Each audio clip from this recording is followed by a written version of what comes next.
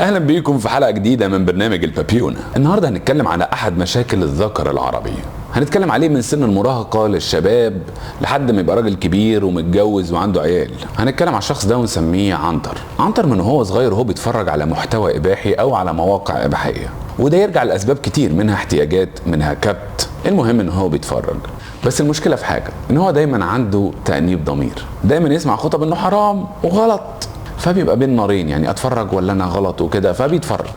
بعد كده يقعد يشتم في نفسه، فبعد فتره بيزهق من ان هو بيشتم نفسه، فبيبتدي يشتم ناس تانيين. فتلاقي عنتر دخل على اليوتيوب كتب راقصه بالاندر، فبيلاقي فيديو راقصه بالاندر يتفرج. هنا عنتر واصحابه العرب بينقسموا الى مجموعات. اول مجموعه بتبقى زي عنتر تخش ما نعرفش بقى بيحصل ايه، فتلاقي عنتر بيشتم الرقاصه: يا كلبه، يا سافله، يا واطيه، يا سفله، يا قذره، يا شمال. وفي الاخر يقول لك يا رقاصه طلع لي بالاندر. وماله الاندر؟ مش انت اللي دخلت كتبت راقصه بالاندر وطلع لك الاندر؟ يا اندر، قصدي يا عنتر. دي مجموعه.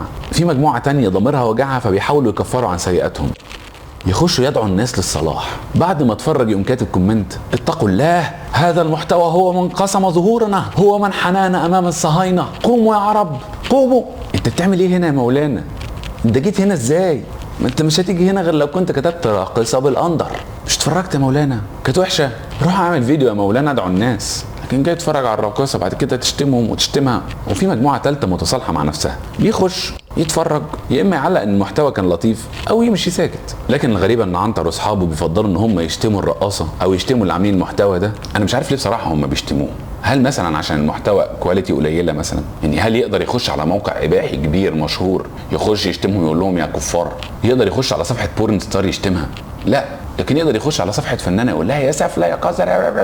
يا سيدي هي بتلبس كده، انت بتعمل ايه هنا؟ بتتفرج ليه؟ ما تمشي. وكان في فيديو دمه خفيف، واحد بيتريق على سما المصري وبيشتمها وبيقول لها يا شمال. طيب سما المصري متصالحه مع نفسها وعارفه ان هي بتنزل محتوى اباحي، وكلنا عارفين ان هي بتعمل محتوى اباحي، مش هي بس اللي عارفه. ومع ذلك اخينا ده بيخش يشتمها يقول لها يا شمال، وواحد تاني بيخش يشتمها بشتايم اتقل شويه بس برضه معناها ان هي شمال. طب هل دي كانت مفاجاه بالنسبه لك مثلا؟ طب انت كنت بتعمل ايه هناك في البروفايل بتاعها؟ تعمل زي عنتر. النتيجه ان الذكر العربي بعد ما كان بيتفرج ويشتم نفسه بقى بيشتم المحتوى.